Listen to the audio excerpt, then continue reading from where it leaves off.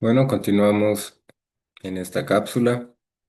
Vamos a seguir con los principios retóricos de la interpretación jurídica y vamos a hablar ahora sobre el principio o argumentación, la interpretación por analogía. Y vamos a empezar diciendo que justifica trasladar la solución legalmente prevista para un caso a otro distinto no regulado por el ordenamiento jurídico, porque es semejante al primero. En el derecho mexicano, de forma similar a lo que sucede en los sistemas jurídicos de tradición romana napoleónica, el artículo 14 de la Constitución, interpretado a contrario sensu, expresa esa misma concepción, al indicar en los juicios del orden criminal queda prohibido imponer, por simple analogía, y aún por mayoría de razón, pena alguna que no esté decretada por una ley exactamente aplicable al delito de que se trata.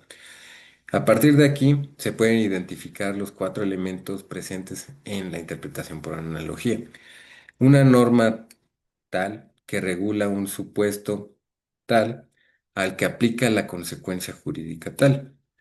Otro supuesto es si tal no regulado por ninguna norma.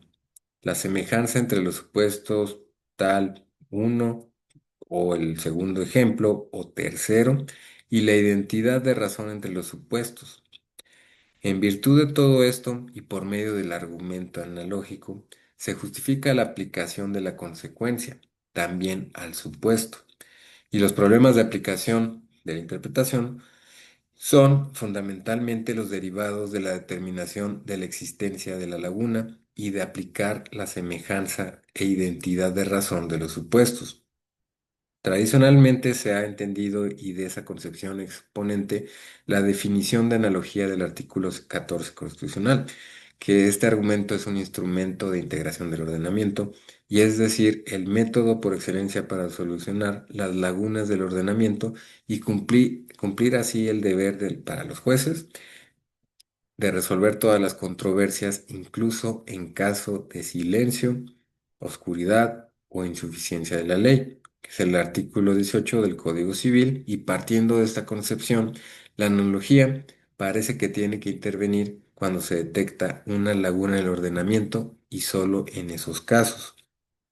Por esta, para esta noción tradicional de laguna, sus notas más relevantes serían solo es posible comprender la noción de laguna partiendo de la idea de un ordenamiento completo, o en un sistema tendencialmente completo con vocación de regular todos los casos posibles. La aparición de una laguna es considerada un fallo, una deficiencia del sistema, de la medida en que su plenitud no ha sido perfectamente explicitada o las lagunas que se detectan en el ordenamiento serán siempre lagunas aparentes o provisionales que el juez puede y debe solucionar por medio de los instrumentos que se ponen a su alcance. También tenemos la interpretación a contrario sensum y aquí podemos decir que justifica excluir la aplicación de la consecuencia jurídica prevista por una norma para un determinado supuesto de hecho, a otros supuestos de hecho diferentes a los expresamente mencionados por ella. Con palabras de Tarelo, es un argumento por el que, dado un enunciado normativo que predica una calificación normativa de un término perteneciente en un enunciado destinado a un sujeto o a una clase de sujetos, y se debe evitar extender el significado de aquel de tal modo que comprenda a sujetos o clases de sujetos no estricta y literalmente incluidos en el término calificado por el primer enunciado normativo. El argumento exige la existencia de una laguna jurídica y es preciso, por lo tanto, que el supuesto de hecho que debe resolverse no se encuentre contemplado expresamente por ninguna norma del sistema. La estructura de este argumento o interpretación puede ser reconstruida a partir de estos tres elementos.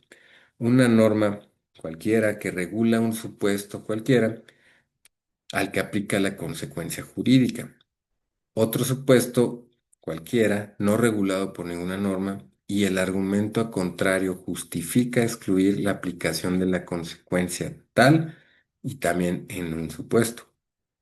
Ahora, como se puede ver, el argumento se basa en la presunción de que si el legislador ha regulado expresamente una hipótesis, entonces esa regulación se refiere a esa hipótesis y solo a ella, rechazándose su aplicación a cualquier otro caso distinto del expresamente contemplado por el legislador. Y los rasgos que suelen mencionarse como más característicos de esta forma de razonamiento sería este. En primer lugar, el argumento es considerado un instrumento de la interpretación gramatical en dos sentidos, en cuanto que la actividad interpretativa llevada a cabo por medio de este argumento no sale fuera del texto a interpretar. Es decir, se trabaja exclusivamente en un nivel lingüístico y en cuanto que supone el respeto de la letra que se convierte en la única guía para la atribución de significado, o en segundo lugar, sirve para motivar interpretaciones restrictivas. También el argumento contrario se basa en la voluntad del legislador racional y también el postulado del legislador racional oculta la debilidad de los resultados obtenidos por este procedimiento interpretativo. Ahora tenemos el argumento o la interpretación por mayoría de razón o a fortiori y podemos decir que, en palabras de Tarelo, es un procedimiento discursivo por el que, dada una norma jurídica que predica una obligación u otra calificación normativa de un sujeto o de una clase de sujetos, se debe concluir que valga, que sea válida, que exista, u otra norma que predique la misma calificación normativa de otro sujeto o clase de sujetos que se encuentran en situación tal que merecen con mayor razón que el primer sujeto o clase de sujetos. La calificación que la norma establece para el primer sujeto o clase de sujetos.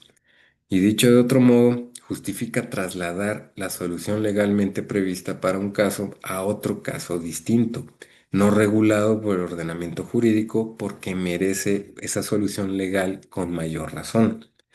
Entonces, a partir de aquí, podemos enumerar características, condiciones de utilización más relevantes y puede ser que exige como condición previa para su utilización el silencio del legislador sobre la hipótesis dudosa.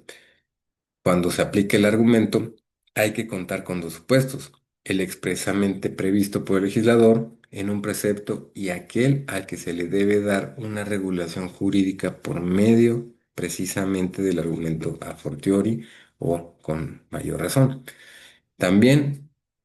más que un argumento interpretativo en sentido estricto, es un método de integración para llenar lagunas legales, en definitiva, un instrumento de interpretación extensiva o analógica.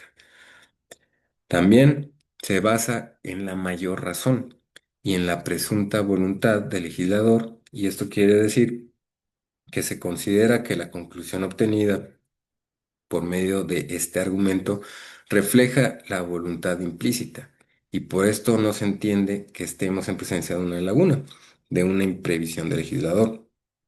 sino que éste ha querido llamar la atención sobre algunos casos más frecuentes o típicos que son los mencionados, pero que implícitamente estaba teniendo en cuenta todos aquellos casos que merecen con mayor razón que los previstos la regulación dictada.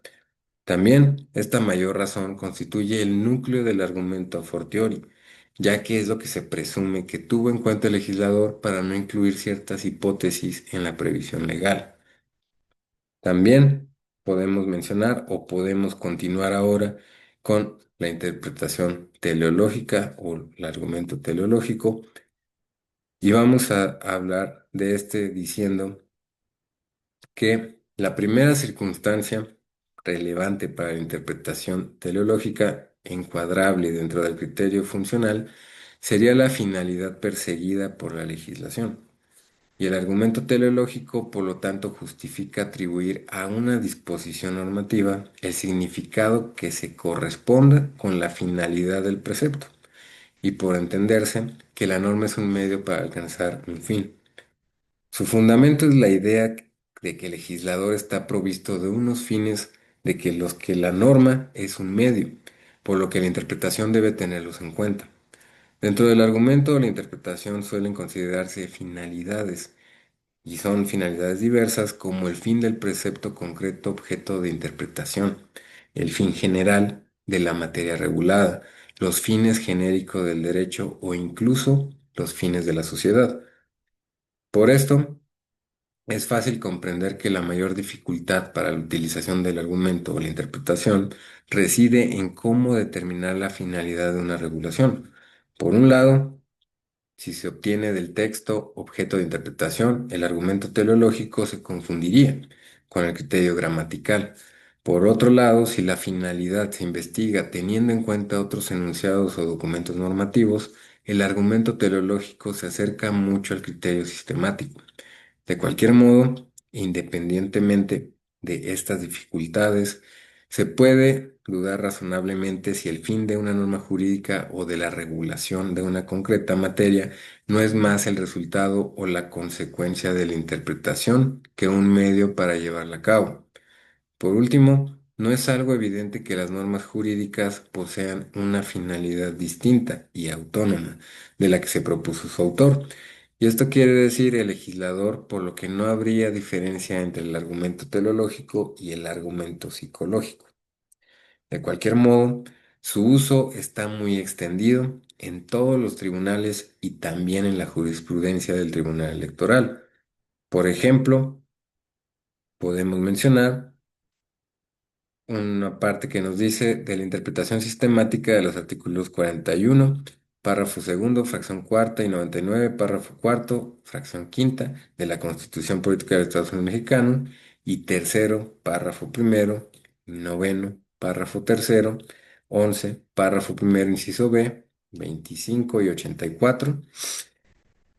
Párrafo primero, incisos A y B de la Ley General del Sistema de Medios de Impugnación en materia electoral, se desprende que uno de los objetivos o fines de los medios de impugnación en materia electoral consiste en establecer y declarar el derecho en forma definitiva. Y esto es definir la situación jurídica que debe imperar cuando surge una controversia entre dos sujetos de derecho, no solo respecto del actor, sino también de su contraparte, incluidos los probables terceros interesados. El objetivo mencionado hace evidente que uno de los requisitos indispensables para que el órgano jurisdiccional electoral pueda conocer de un juicio y dictar la resolución de fondo que resuelva la controversia planteada consiste en la viabilidad de los eventuales efectos jurídicos de esa resolución. Y esto es que exista la posibilidad real de definir, declarar y decir en forma definitiva el derecho que debe imperar ante la situación planteada. Tal requisito constituye un presupuesto procesal del medio de impugnación que en caso de no actualizarse provoca el desechamiento de plano de la demanda respectiva o el sobreseimiento del juicio. En su caso, toda vez que de lo contrario, se estaría ante la posibilidad de conocer de un juicio y dictar una resolución que no podría jurídicamente alcanzar su objetivo fundamental. Entonces, como puede observarse en esta tesis, el tribunal obtiene la finalidad de los medios de impugnación en materia electoral a partir de la interpretación sistemática de disposiciones constitucionales y de la Ley General de Medios de Impugnación en materia electoral. Pero igual que sucede con otros usos de la interpretación sistemática, su combinación con el argumento teleológico tiene una función productiva de normas, ya que en la práctica la finalidad obtenida por medio de la interpretación combinada de dos enunciados actúa como una norma jurídica que asigna una consecuencia jurídica a un supuesto de hecho, más que como un criterio de interpretación que permite atribuir un significado de una disposición y justificarlo. Hasta aquí terminamos esta cápsula.